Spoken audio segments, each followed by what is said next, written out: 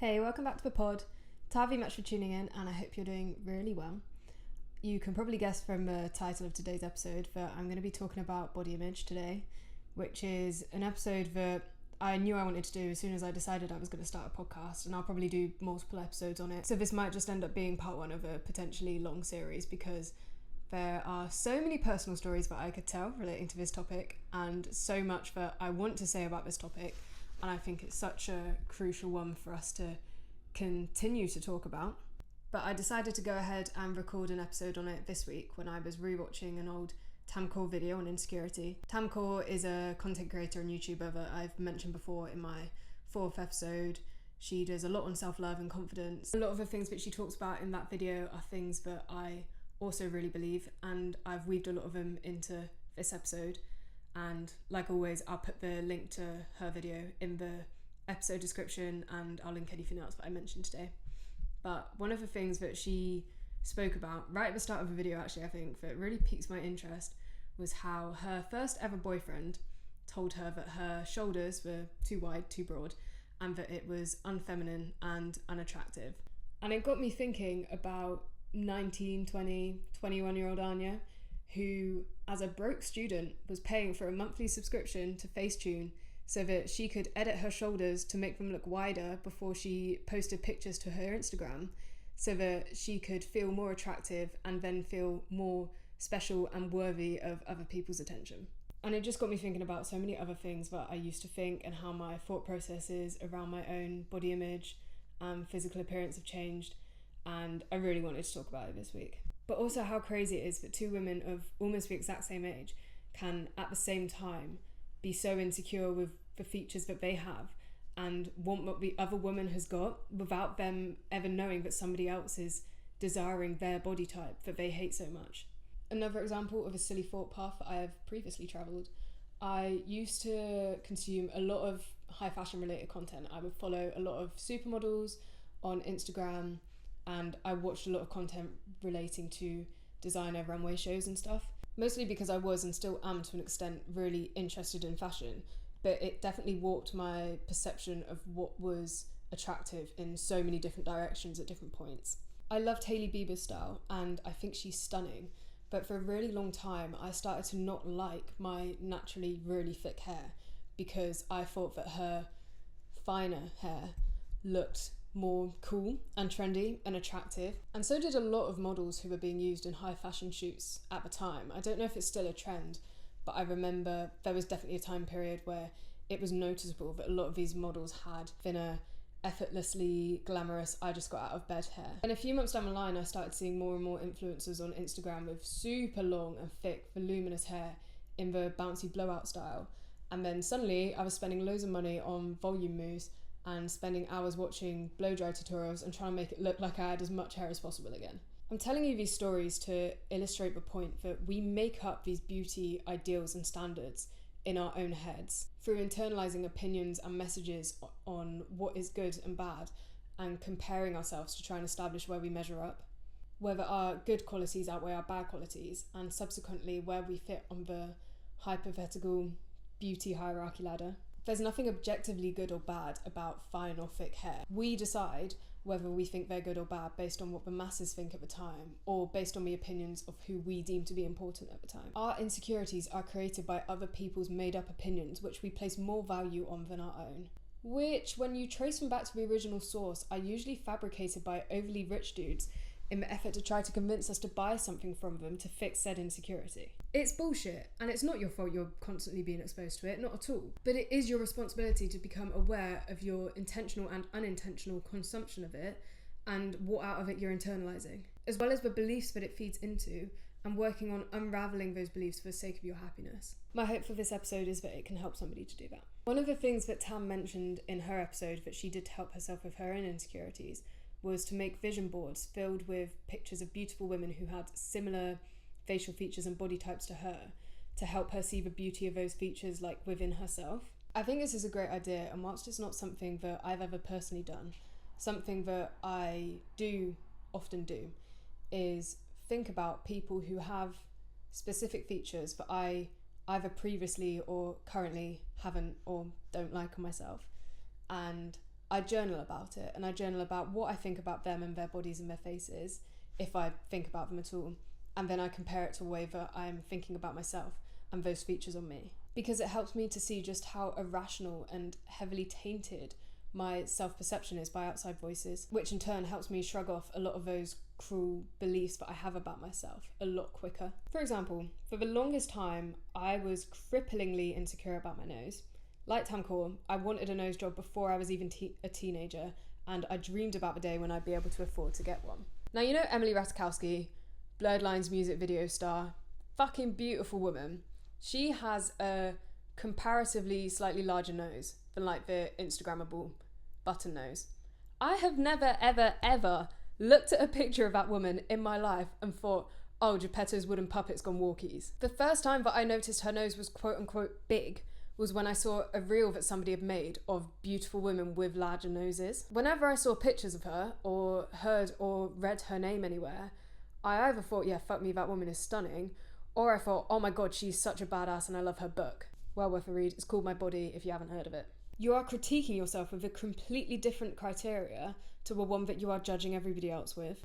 You don't stare at other people for hours in the mirror and make opinions and judgments about the size and shape of every individual feature on their body and try and work out whether the good ones outweigh the bad ones, or just fixate on one body part anytime you look at them. So how could you possibly think that you're qualified to make a rational, unbiased opinion about how you measure up? When you're looking at yourself in the mirror, you are most likely zooming in on the bits that you hate and exaggerating them in your mind, whereas you're looking at somebody else's clear, full picture through an impartial lens.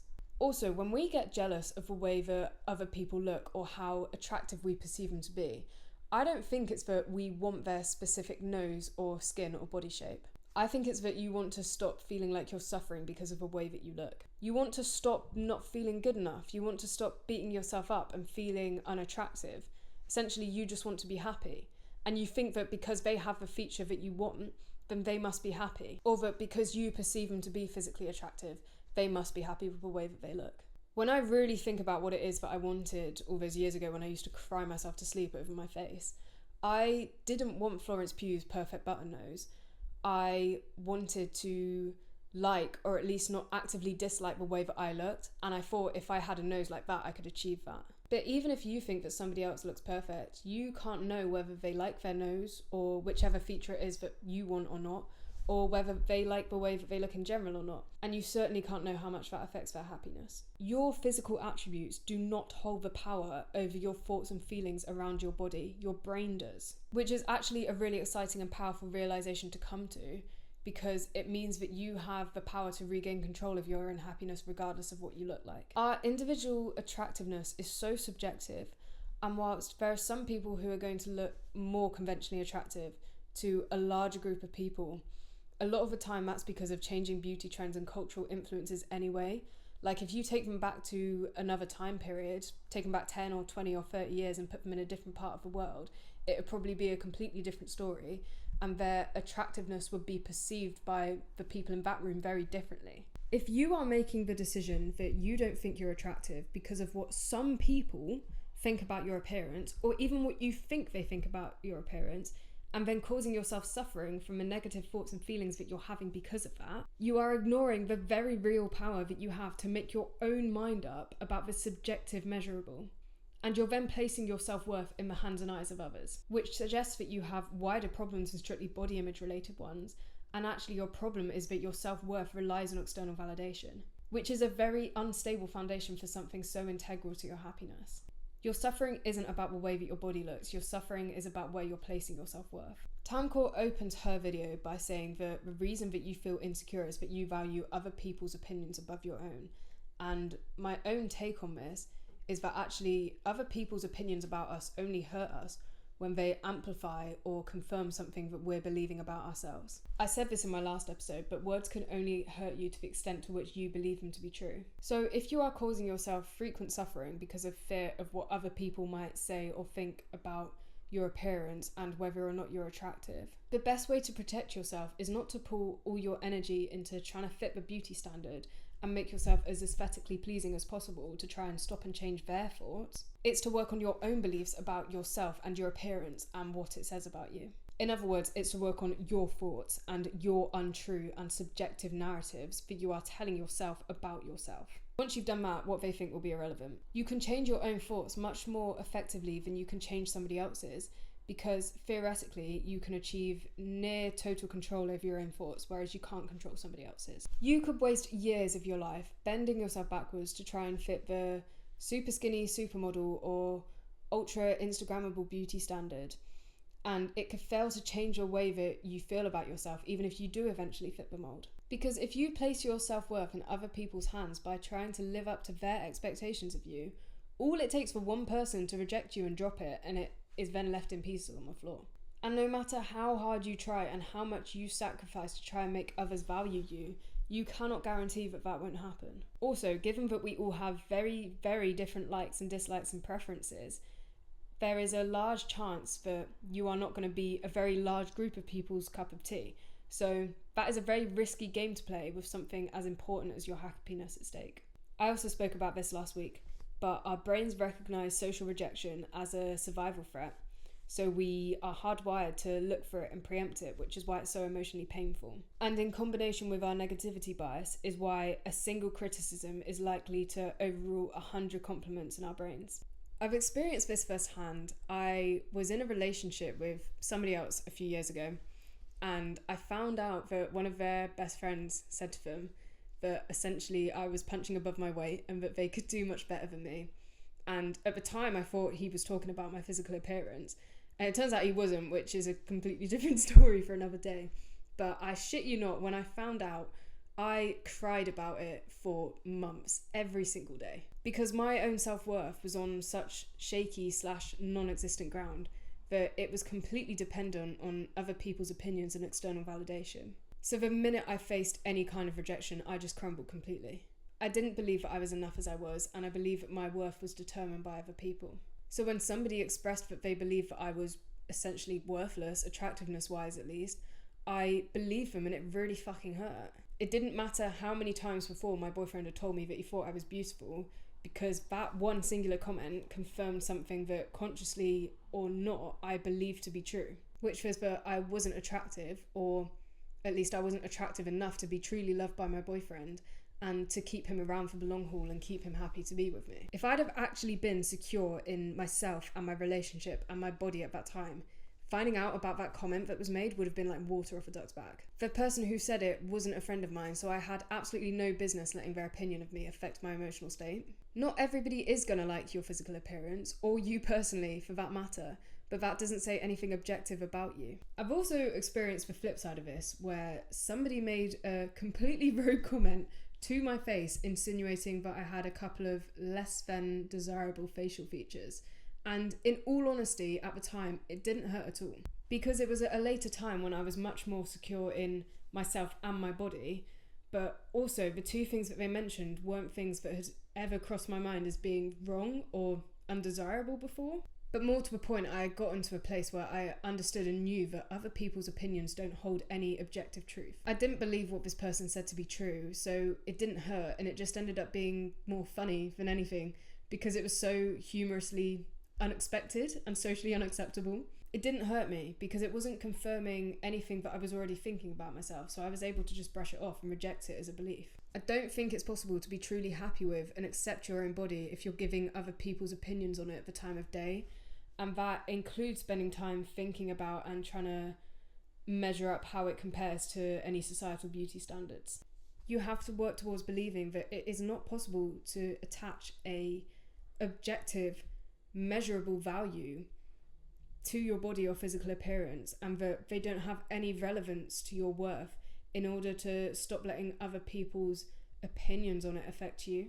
If you believe that nobody's opinion about your body is objectively true, then if somebody says something unkind, you're not going to believe them, so it's not going to hurt. Tam opened her video by saying that we're not born with insecurities, we get told what to be insecure about. And I don't think she was just talking about other people verbally pointing out our own flaws to us.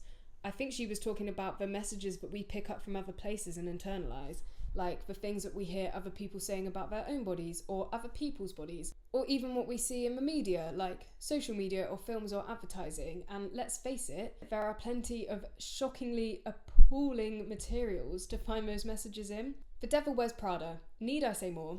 Great film, very entertaining, but also exclusively the reason why I refuse to ever beat myself up for struggling with thoughts around my weight.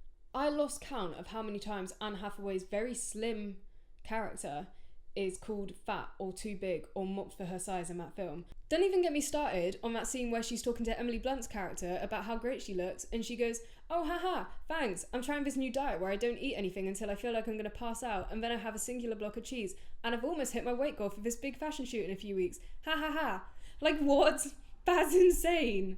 As someone who genuinely still struggles sometimes with feeling guilty about thinking or ever having thought about my weight, or whether I've got too much fat in the wrong places, or whether my waist is small enough, I really want to say this.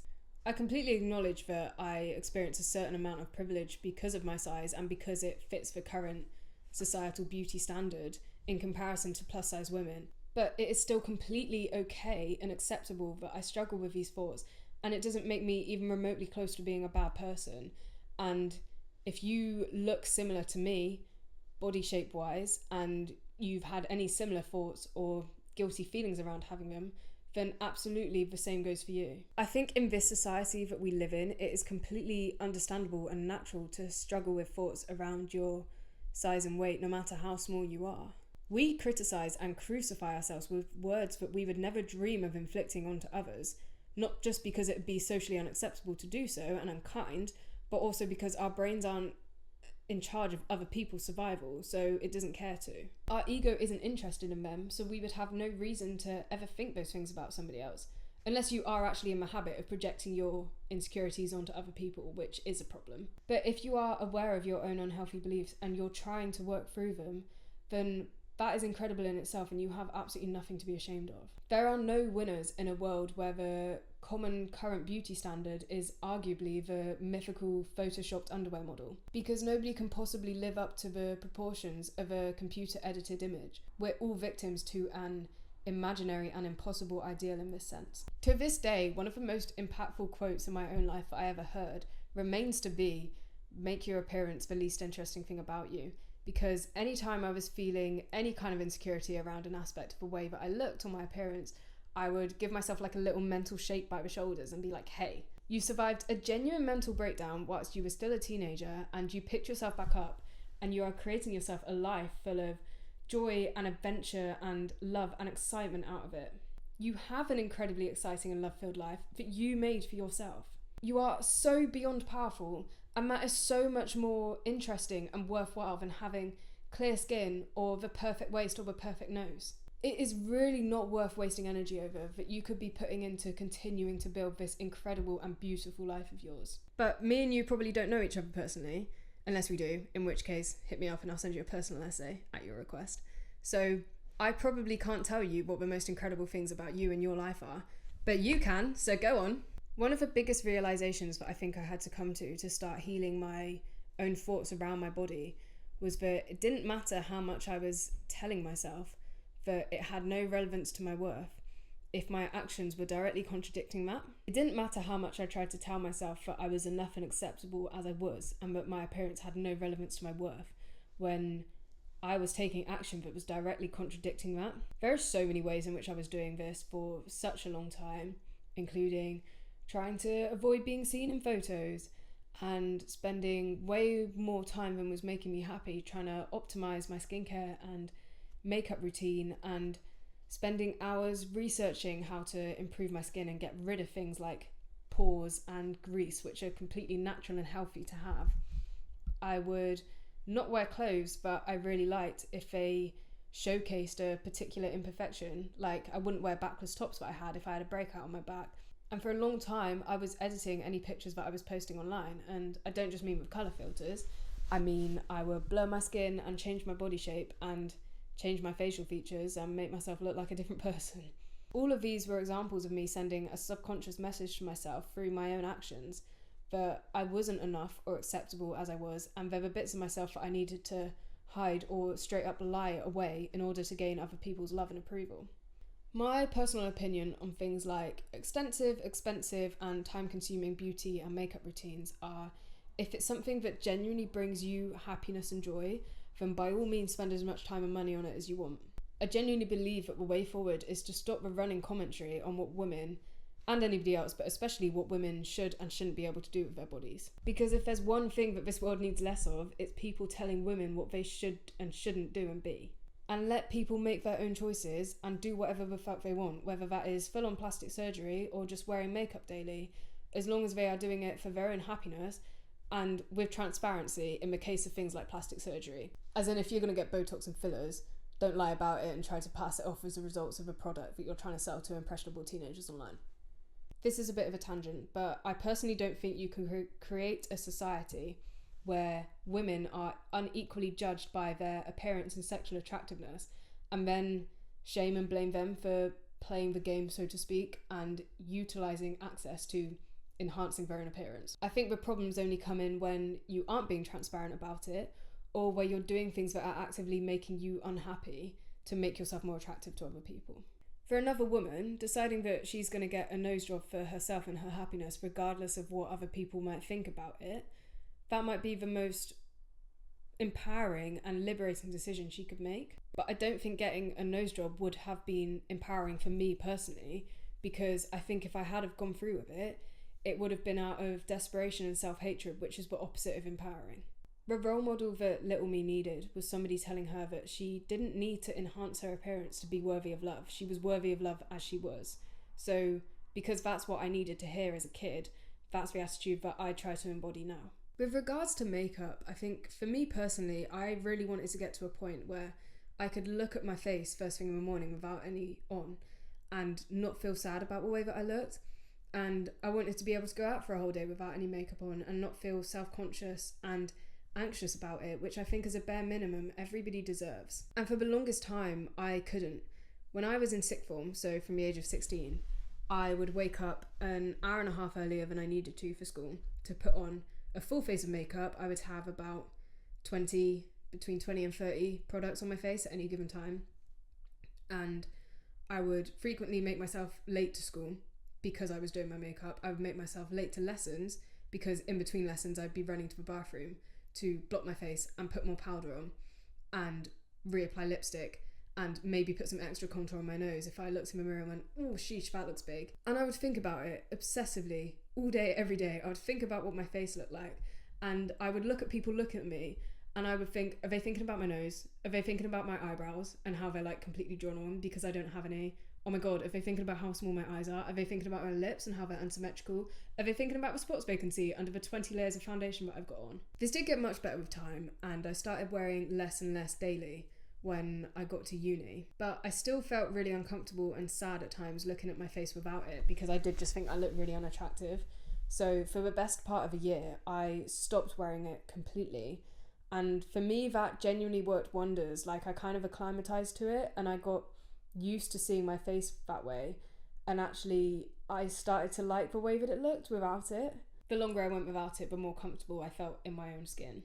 Also, just to be super clear, that is not me bashing anybody who chooses to wear heavy or full glam makeup at all. There's nothing inherently wrong with it. There's only something wrong with the way that I was using it to hide and the way in which that was making me deeply unhappy. There is so much power to be gained in doing the things that scare you the most and push the boundaries of your comfort zone, because you prove to yourself that you aren't permanently bound by the limitations that you put around yourself, and that things do get easier and less scary with practice and repetition. For instance, I've gained so much more confidence, I think, from pushing myself to go out in a backless top, whether or not I've got a breakout of acne all over my back or whether it's clear, and wearing low-rise trousers even on days where I feel like I'm not toned enough or fatless enough to wear them, then I think I would have gained if I'd gone out covering them up in like high-rise jeans or a different top that I didn't necessarily like as much. It is very much still work in progress, but the improvement in my thoughts and feelings around my body has been significantly noticeable. And when I do feel self-conscious or wobbly or a little bit less worthy, there are mantras that I can repeat to myself to make myself instantly feel at least a little bit better. Like, my appearance is the least interesting thing about me. Nobody is looking at or criticising my body as much as I am. And if anybody is, it's coming from a broken place within them, which has absolutely nothing to do with me. But the most valuable one to me is that there is so much growth to be found in this temporary discomfort. The more I do it, the easier it gets, because I am proving to myself with my actions as well as my words that I am enough for myself as I am, spotty back and hip fat and all, and that no part of my body needs or deserves hiding, and that my growing self-love is worth so much more than keeping up a perfect pretense to myself or to anybody else. A couple of years ago, I saw a picture of Bella Hadid in a pair of low-rise IMG jeans, and I loved them. I thought they were so cool. They were in fitting with my personal style, and I waited for months for them to come back in stock online, and I ordered them. And when they did arrive and I tried them on, I immediately felt like shit, to be honest, because I have more fat on my hips than Bella Hadid does. She is potentially the tiniest supermodel currently on the planet that I can think of. And I felt really inadequate because of it. I immediately started to think of ways that I could lose weight and how I was going to manage eating much less again. And how I could enhance other aspects of my appearance to make up for the bad bits. But within the space of about half an hour, thank fuck, I did actually manage to say to myself, no, do you know what? Fuck this line of thought. You love those jeans, you look good in them, you're going to keep them. There's no rule written anywhere that you have to have a certain body fat percentage to look good enough in clothes like that.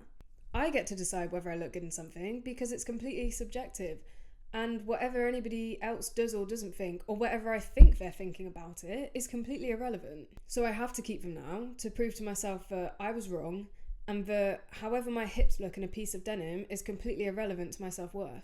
And that I think I'm worthy of wearing clothes that I like, regardless of how my body looks in them. Earlier this year, I had a gig with my band, and I was trying to choose an outfit, and I picked out my black backless top that I love, and some low-rise trousers, and I put them together, and I was like, these look great together, they're both comfy, I can play in them, I've got shoes that matches the vibe that we're all going for, great.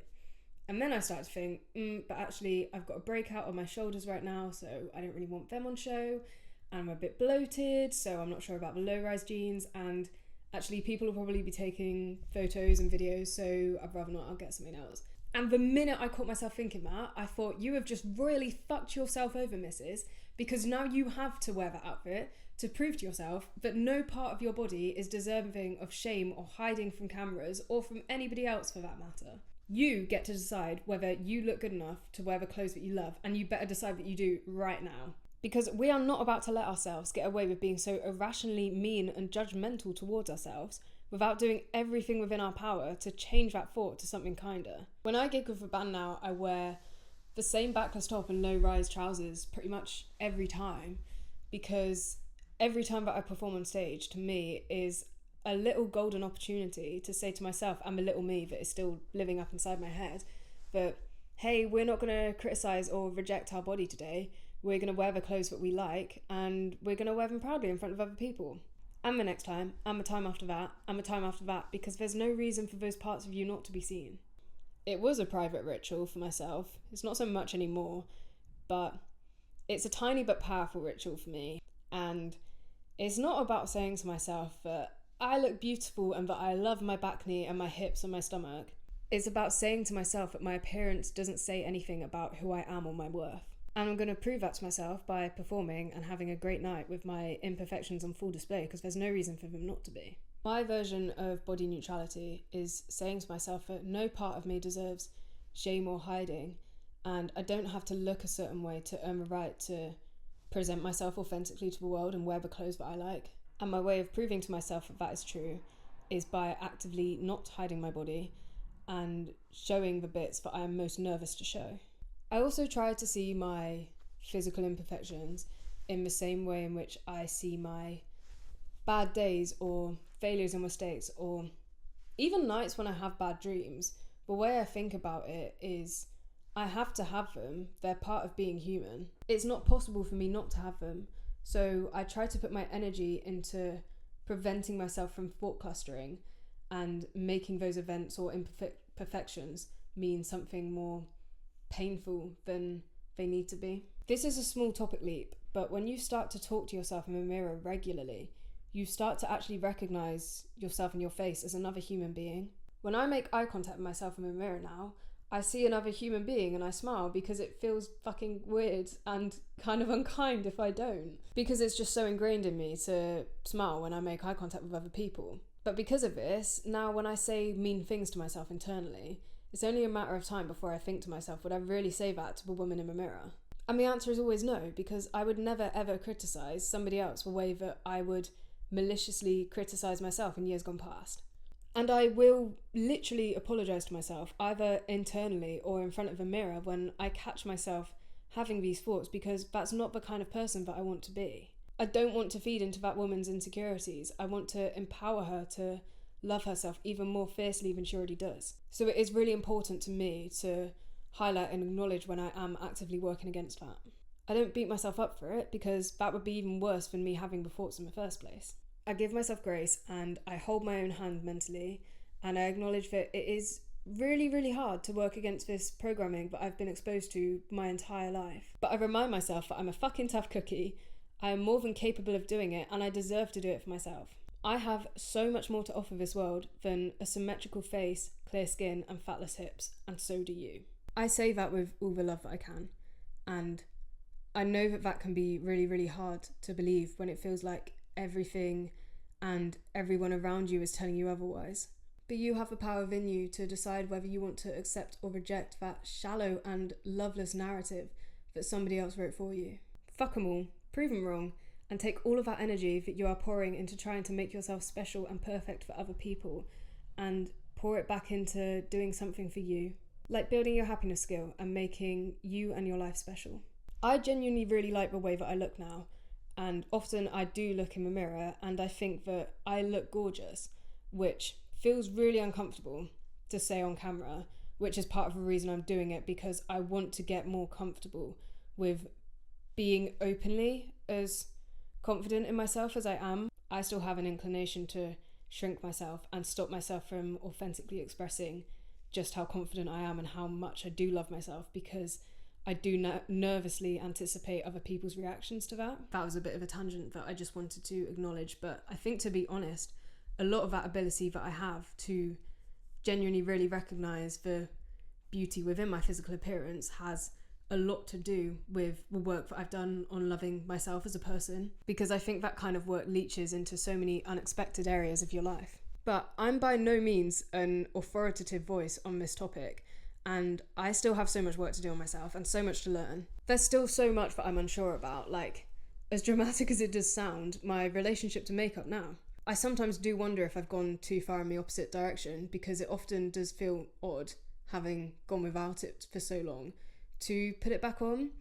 And I question whether it's having more beneficial or detrimental effects on my self-confidence every time I wear it, and I question how it affects my self-perception. But maybe for now, the fact that I feel like I want to put a bit of makeup on when I film, but that it's not uncomfortable for me not to do so, is okay. Like for recording last week's episode, I was super ill, completely wiped. I wanted to film and record anyway, so I had an episode to put out, but there was absolutely no way in hell that I was spending any time putting makeup on or doing my hair nicely, or even putting on proper clothes. I got out of my dressing gown and into sweats. Realistically speaking, I can't imagine that many people watched that video and thought that I looked very attractive in it, but I think the important thing is that I genuinely feel comfortable with that. And I didn't feel self-conscious or insecure or anxious posting it online. And I think that's the important bit. I don't think you have to love your appearance and think that you're beautiful all the time. Maybe being okay with not always feeling attractive and not having a strong emotional reaction to that is more valuable. Honestly, I don't have the answer to that yet. I don't know, but that's okay. I'm young. What matters is that I'm trying, and I'm trying to do what's going to make me happy and help me learn to love myself better. It's okay that I don't have it completely figured out, but I'm making progress, and to me that's really special, and I'm really proud of myself. So until I have an answer, I'll keep working hard on not overthinking and ruminating on things that don't help me, and if I feel like putting a bit of makeup on, then I will, like I did today. That's where I'm going to leave it for today. I really hope some of that could be of use to somebody else, or that maybe somebody else feels a little bit less alone in their thoughts or feelings around their body image, having listened to it. I love you so much, you brilliant, unique, complicated human being. I'll talk to you next week, and please be kind to yourself until then. All of my love. Bye.